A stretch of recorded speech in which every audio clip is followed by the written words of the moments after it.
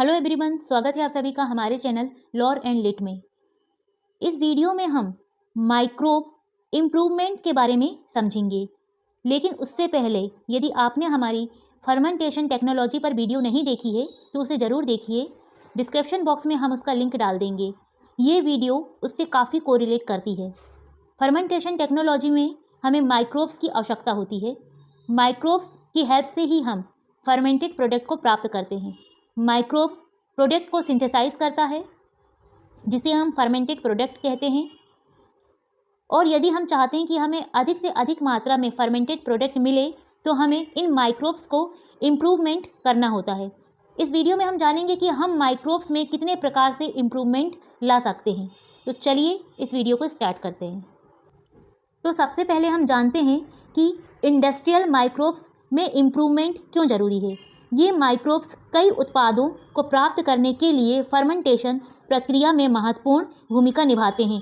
Fermentation प्रक्रिया द्वारा industrial process के माध्यम से प्राप्त होने वाले सामान्य उत्पाद फर्मेंटेड पेय पदार्थ, माल्टेज, अनाज, शोरबा, फलों के रस, एंटीबायोटिक्स और आपकी जितनी भी प्रकार की एल्कोहल होती हैं, ये सभी हमें फर्मेंटेशन के कारण प्राप्त होती हैं और फर्मेंटेशन माइक्रोब की हेल्प से किया जाता है। तो इन फर्मेंटेड पदार्थों को अधिक से अधिक मात्रा में प्राप्त करने के लिए हमें माइक्रोब्स में इम्प्रूवमेंट करना पड़ता है। वांछित उत्पाद की उपज में वृद्धि के लिए माध्यम और विकास की स्थिति को अनुकूलित किया जाना चाहिए। इसका मतलब है कि हमें यदि कोई डिज़ायर्ड प्रोडक्ट प्राप्त करना है तो हम जो मीडियम रखेंगे, फर्मेंटेशन की प्रोसेस में जो मीडियम रखेंगे, जो बायोकेमिकल रखेंगे, उसे इस प्रकार से फेवरेबल बनाएंगे कि माइक्रोब उसमें ग्रोथ कर सके, क्योंकि माइक्रोब जितना ग्रोथ करेगा हमें हमारा डिज़ायर्ड प्रोडक्ट उतना अधिक प्राप्त होगा। इसी को कहा गया है कि विकास की स्थिति को अनुकूलित किया जाना चाहिए। मतलब माइक्रोब के विकास की स्थिति को अनुकूलित किया जाना चाहिए मीडियम के माध्यम से। उत्पाद को संश्लेषित करने की जीव की अधिकतम क्षमता के कारण उत्पाद में वृद्धि पर माध्यम और विकास अनुकूलन का सीमित प्रभाव पड़ रहा है, जो इसके माइक्रोब के जीनोम द्वारा नियंत्रित होता है। यानी कि फर्मेंटेशन की प्रोसेस में जो बायोकेमिकल मीडियम है, ये किसी माइक्रोब की ग्रोथ में सहायक होता है, और जो माइक्रोब का जीनोम है यह इस बात को नियंत्रित करता है कि कितना उत्पाद संश्लेषित होना है। उत्पाद के संश्लेषण को माइक्रोब का जीनोम नियंत्रित करता है। यदि हम माइक्रोब के जीनोम में इम्प्रूवमेंट ला दें तो अधिक से अधिक उत्पाद संश्लेषित होगा, प्रोडक्ट की क्वांटिटी बढ़ जाएगी।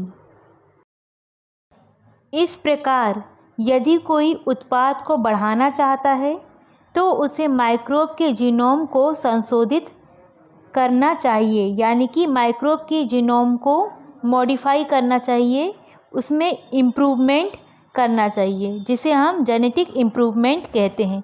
और ये 3 तरीक़ों से हो सकता है: म्यूटेशन एंड सिलेक्शन के माध्यम से, दूसरा नेचुरल जीन ट्रांसफ़र मेथड के माध्यम से, और तीसरा जेनेटिक इंजीनियरिंग के माध्यम से। तो सबसे पहले हम म्यूटेशन और सिलेक्शन के माध्यम से जानेंगे।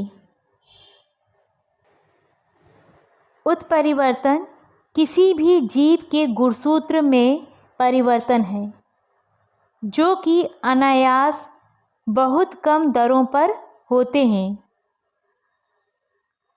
10⁶ से 10�7 कोशिकाओं में प्रति पीढ़ी एक उत्परिवर्तनीय घटना देखने को मिलती है।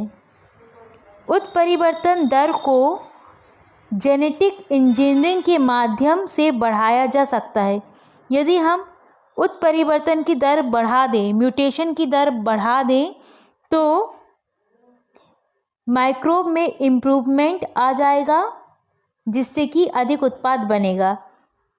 उत्परिवर्तन जन एजेंटों के रूप में परावैज्ञानिक प्रकाश या विभिन्न प्रकार के रसायन जो डीऑक्सीराइबोन्यूक्लिक एसिड यानी कि डीएनए में परिवर्तन को प्रेरित कर सकें ऐसे पदार्थों को उपयोग में लाया जाता है।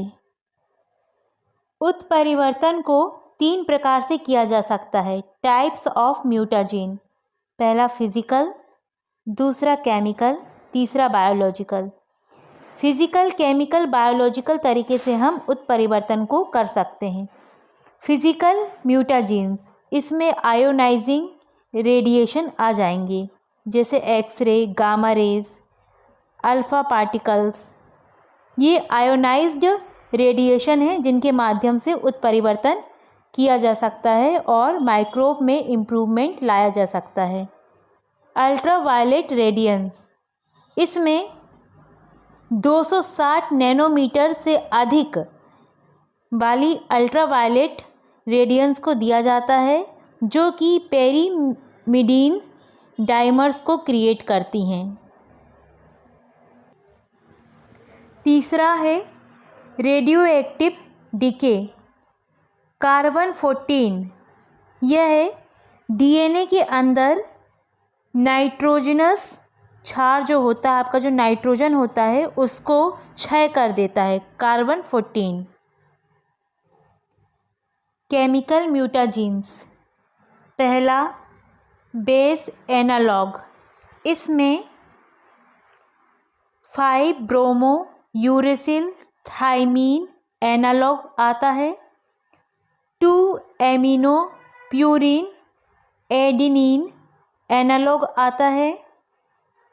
दूसरा है बेस मॉडिफाइंग एजेंट, इसके अंतर्गत एल्किलेटिंग एजेंट जैसे नाइट्रोसोग्वानिडीन, ये केमिकल आते हैं।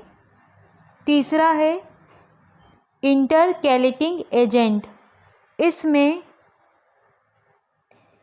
सिंगल बेस इंजर्सन और डिलीशन होता है और यह प्रोफ्लाविन के माध्यम से, एक्रिडीन ऑरेंज के माध्यम से, इथिडियम ब्रोमाइड के माध्यम से होता है। ये केमिकल म्यूटाजीन्स कहलाते हैं, जिनके माध्यम से हम म्यूटेशन करके माइक्रोब में इम्प्रूवमेंट कर सकते हैं।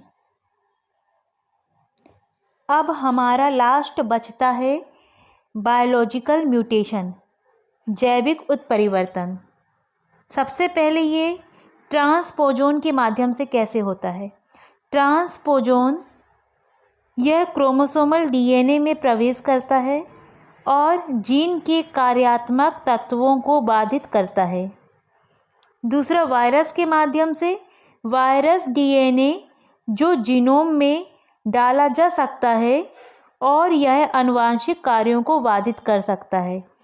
वायरस डीएनए का मतलब बैक्टीरियोफेज, उसके डीएनए को माइक्रोबियल जीनोम में डाल सकते हैं और ये माइक्रोबियल जीनोम के आनुवांशिक कार्यों को बाधित कर सकता है। बैक्टीरिया के माध्यम से किया जा सकता है। हेलिकोबैक्टर पाइलोरी जैसे कुछ बैक्टीरिया डीएनए को नुकसान पहुंचाते हैं और डीएनए मरम्मत प्रणाली की दक्षता को कम करते हैं, जिससे उत्परिवर्तन बढ़ता है। उत्परिवर्तन को बढ़ाएंगे तो माइक्रोब इम्प्रूवमेंट होगा। अब आपकी दूसरी सबसे बड़ी मेथड है नेचुरल जीन ट्रांसफ़र मेथड। इसमें जेनेटिक रिकॉम्बिनेशन होता है बैक्टीरियल सेल के बीच में। इसका पहला मेथड है ट्रांसडक्शन, दूसरा कंजुगेशन और तीसरा ट्रांसफॉर्मेशन। पहला ट्रांसडक्शन में जेनेटिक मटेरियल एक्सचेंज होते हैं और यह बैक्टीरियोफेज वायरस की मदद से किया जाता है। चलिए इसे डायग्राम के माध्यम से समझते हैं। ट्रांसडक्शन मेनली 2 टाइप से होता है। पहला जर्नलाइज्ड ट्रांसडक्शन और दूसरा स्पेशलाइज्ड ट्रांसडक्शन। जर्नलाइज्ड ट्रांसडक्शन में जो बैक्टीरियोफेज होता है वो बैक्टीरिया की सरफेस पर आकर बैठता है और अपना जेनेटिक मटेरियल बैक्टीरिया के अंदर इंटीग्रेट कर देता है, जिससे बैक्टीरियल डीएनए, जो भी बैक्टीरिया का डीएनए होता है, इसकी पूरी मशीनरी को बैक्टीरियोफेज का जो जेनेटिक मटेरियल है वह हाईजैक कर लेता है और बैक्टीरियोफेज वायरस का डीएनए या जेनेटिक मटेरियल अपनी मल्टीपल कॉपीज बनाने लगता है। बाद में जब बैक्टीरिया की सेल लाइसिस कर जाती है, फट जाती है, तो बैक्टीरियोफेज इससे बाहर निकल जाते हैं, क्योंकि इसके अंदर बैक्टीरियोफेज का ही जेनेटिक मटेरियल कॉपी हो रहा था। बैक्टीरिया का जेनेटिक मटेरियल तो हाईजैक कर लिया गया था, और कुछ बैक्टीरियोफेज में बैक्टीरिया का जेनेटिक मटेरियल भी आ जाता है पूरी तरीके से। स्पेशलाइज्ड ट्रांसडक्शन में जब बैक्टीरियोफेज बैक्टीरिया की सरफेस पर बैठता है तो और इसमें अपना जेनेटिक मटेरियल इंटीग्रेट करता है, तो उस स्थिति में फिर ये जो बैक्टीरिया का डीएनए है, बैक्टीरिया का जेनेटिक मटेरियल है, ये लाइसिस नहीं होता है, ये खराब नहीं होता है, बल्कि जो बैक्टीरियोफेज का डीएनए है, जेनेटिक मटेरियल है, वो बैक्टीरिया के जेनेटिक मटेरियल के साथ बैक्टीरियोफेज वायरस का जेनेटिक मटेरियल आके जुड़ जाता है, इंटीग्रेट कर जाता है। इससे एक ऐसा जेनेटिक मटेरियल बनता है जो सिर्फ बैक्टीरिया का होता है, और दूसरा ऐसा जेनेटिक मटेरियल बनता है जिसमें बैक्टीरिया का और वायरस का दोनों का जेनेटिक मटेरियल होता है। और जब बाद में बैक्टीरिया की सेल लाइसिस कर जाती है, फट जाती है, तो उससे जो बैक्टीरियोफेज निकलते हैं, जो बैक्टीरियोफेज वायरस होते हैं, इनमें बैक्टीरिया का और वायरस का दोनों का जेनेटिक मटेरियल होता है। इसी प्रकार से लेटरल ट्रांसडक्शन भी होता है। अब आती है कंजुगेशन की प्रोसेस। इसमें बैक्टीरियल मेटिंग होती है, ठीक है। इसमें एक डोनर बैक्टीरियल सेल होती है और एक रेसिपिएंट बैक्टीरियल सेल होती है। जो डोनर बैक्टीरियल सेल होती है उसमें एफ प्लाज्मिड पाया जाता है, इसे एफ प्लस प्लाज्मिड बोलते हैं। मतलब इस सेल को, इस बैक्टीरियल सेल को एफ प्लस बोलते हैं।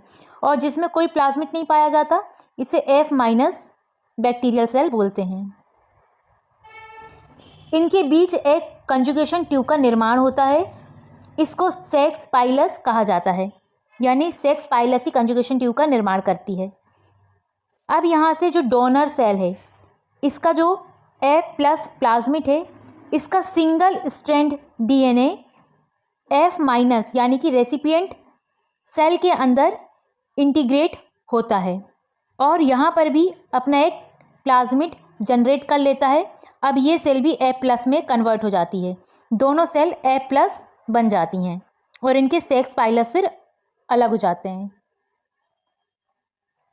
तो ये सारी प्रोसेस भी जेनेटिक इम्प्रूवमेंट के लिए उपयोग की जाती हैं। इस प्रकार से भी एक बैक्टीरिया के जेनेटिक मटेरियल को दूसरे बैक्टीरिया में भेजकर भी हम माइक्रोब का जेनेटिक इम्प्रूवमेंट कर सकते हैं। ट्रांसफॉर्मेशन, इसमें एक ऐसा जेनेटिक मटेरियल होता है जो किसी सेल के बाहर निकल जाता है, ठीक है। यानी कि नेक्ड डीएनए, एक्सोजीनस डीएनए, जिसके ऊपर ना तो किसी सेल मेम्ब्रेन की ना किसी न्यूक्लियर मेम्ब्रेन की कवरिंग नहीं होती है। ये किसी बैक्टीरियल सेल या वायरल सेल से बाहर निकला हुआ जेनेटिक मटेरियल होता है जो किसी मीडियम में रखा हुआ होता है। वह किसी बैक्टीरियल सेल के संपर्क में आता है और यह नेक्ड एक्सोजीनस डीएनए उस बैक्टीरियल सेल के अंदर इंटीग्रेट कर जाता है। या तो ये खुद का प्लाज्मिड बना लेगा, या तो ये उस सेल के, उस बैक्टीरियल सेल के जीनोम के साथ जाकर इंटीग्रेट कर जाएगा, रिकॉम्बिनेंट हो जाएगा। ये प्रोसेस बहुत कम नेचुरली देखने को मिलती है। बहुत कम ऐसे स्ट्रेन होते हैं, यानी बैक्टीरिया की ऐसी बहुत कम प्रजाति होती है, बहुत कम स्ट्रेन होते हैं जिसमें यह प्रोसेस नेचुरली देखने को मिलती है। नेचुरली कॉम्पिटेंट बहुत लिमिटेड होते हैं। ये देखिए, यहाँ पर ये बैक्टीरियल सेल जो कि होस्ट का काम कर रही है, और ये एक्सोजीनस डीएनए जो कि किसी दूसरी बैक्टीरियल सेल या वायरल सेल का डीएनए है जो किसी मीडियम में ऐसे ही नेक्ड पड़ा हुआ है। अब ये इस बैक्टीरियल सेल के अंदर इंटीग्रेट हो जाएगा। बैक्टीरियल सेल की सरफेस को लाइसिस करते हुए, यानी कि कुछ एजेंट होते हैं जिनके माध्यम से ये बैक्टीरियल सेल की सरफेस लाइसिस हो जाती है, और ये वायरल या फिर bacterial exogenous DNA bacterial cell के अंदर प्रवेश कर जाता है और अपना खुद का एक प्लाज्मिड बना लेता है, या फिर बैक्टीरियल जीनोम के साथ जाकर इंटीग्रेट हो जाता है। और यह ट्रांसफॉर्मेशन की प्रोसेस हम हीट शॉक देकर भी करवा सकते हैं। हीट शॉक ट्रीटमेंट के माध्यम से भी ट्रांसफॉर्मेशन की प्रोसेस को करवाया जा सकता है। माइक्रोवेव ट्रीटमेंट के माध्यम से भी ट्रांसफॉर्मेशन को कराया जा सकता है। इलेक्ट्रोपोरेशन की हेल्प से भी ट्रांसफॉर्मेशन को कराया जा सकता है। हाई इलेक्ट्रिक पल्स जनरेट करके कुछ समय के लिए बैक्टीरियल सेल में पोर बन जाते हैं, जिससे ये एक्सोजीनस डीएनए बैक्टीरियल सेल के अंदर प्रवेश कर जाता है, उसके न्यूक्लियस तक चला जाता है। अल्ट्रासाउंड ट्रीटमेंट भी हम दे सकते हैं ट्रांसफॉर्मेशन की प्रोसेस को करवाने के लिए। ये देखिए, इस प्रकार से ये नग्न डीएनए, ये naked exogenous DNA bacterial cell के अंदर घुस गया। या तो ये बैक्टीरियल सेल के जीनोम के साथ इंटीग्रेट कर जाएगा, या तो ये खुद का अपना एक अलग से प्लाज्मिड बना लेगा। इलेक्ट्रोपोरेशन टेक्निक, जिसे अभी हमने डिस्कस किया, इसमें high voltage electric pulse generate की जाती है। ठीक है, तो शॉर्ट टाइम के लिए जो बैक्टीरियल सेल होती है, बैक्टीरियल सेल की जो सेल वॉल होती है, उसमें पोर बन जाते हैं, छोटे छोटे छिद्र बन जाते हैं, जिससे कि डीएनए सेल मेम्ब्रेन के अंदर प्रवेश कर जाता है, न्यूक्लियस तक चला जाता है। ठीक है, जो भी डीएनए, जो भी एक्सोजीनस डीएनए मीडियम में पड़ा होता है वो। यह एक फिजिकल मेथड है सेल को कॉम्पिटेंट बनाने के लिए, यानी कि जब एक्सोजीनस डीएनए उस बैक्टीरियल सेल के अंदर प्रवेश कर जाएगा तो वह सेल कॉम्पिटेंट सेल बन जाएगी, और यह इलेक्ट्रोपोरेशन उसकी एक फिजिकल मेथड है। अब आपको एक नई टेक्निक देखने को मिलेगी, मेटाबॉलिक इंजीनियरिंग। मेटाबॉलिक इंजीनियरिंग को आमतौर पर एक जीव में नए यौगिकों को उत्पादन करने, मौजूदा यौगिकों के उत्पादन में सुधार करने या यौगिकों के क्षरण में मध्यस्थता करने के लिए एक या अधिक एंजाइमी प्रक्रियाओं के पुनर्निर्देशन के रूप में परिभाषित किया जाता है। ठीक है, माइक्रोब इम्प्रूवमेंट की एक और तकनीक है मेटाबॉलिक इंजीनियरिंग। इसके माध्यम से नए यौगिकों का उत्पादन किया जाता है, नए उत्पादकों को बनाया जाता है। ठीक है, और जो यौगिक होते हैं, जो उत्पाद होते हैं, उनमें सुधार किया जाता है। ठीक है, यौगिकों के क्षरण में मध्यस्थता की जाती है, और ये सब एंजाइमी प्रक्रिया के माध्यम से होता है। मेटाबॉलिक इंजीनियरिंग एक जीव के चयापचय को संशोधित करने के लिए जेनेटिक इंजीनियरिंग का उपयोग है। इसे भी आप ध्यान में रखिएगा, मेटाबॉलिक इंजीनियरिंग को। मेटाबॉलिक इंजीनियरिंग के लिए बुनियादी आणविक जैविक तकनीकों की आवश्यकता होती है, जैसे कि क्लोनिंग, प्रमोटर विश्लेषण, प्रोटीन लक्ष्यीकरण, प्रोटीन टारगेटिंग, क्लोनिंग, प्रमोटर विश्लेषण, प्रमोटर एनालिसिस। ठीक है, प्लांट ट्रांसफॉर्मेशन, जैव रासायनिक अनुवांशिकी और पादप जीव विज्ञान के अन्य क्षेत्र का ज्ञान होना चाहिए मेटाबॉलिक इंजीनियरिंग करने के लिए।